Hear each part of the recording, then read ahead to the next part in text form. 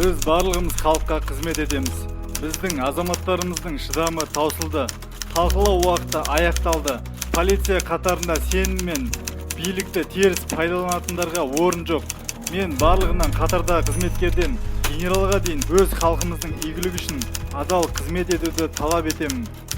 Қазақстан Республикасы Ішкі істер министрі, полиция генерал-лейтенанты Ерлан Тұрғынбаев.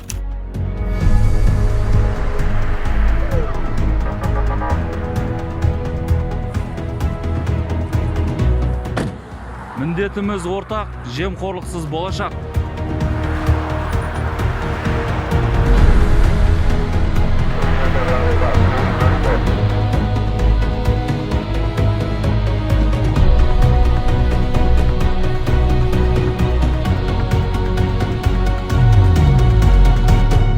Пара алу да, беру де қылмыс.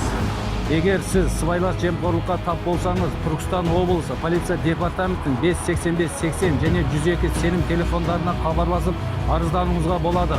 Сыбайлас жемқорлықпен күресті өзіңізден бастаңыз. Полиция халыққа адал қызмет етеді. Жемқорлыққа жол жоқ.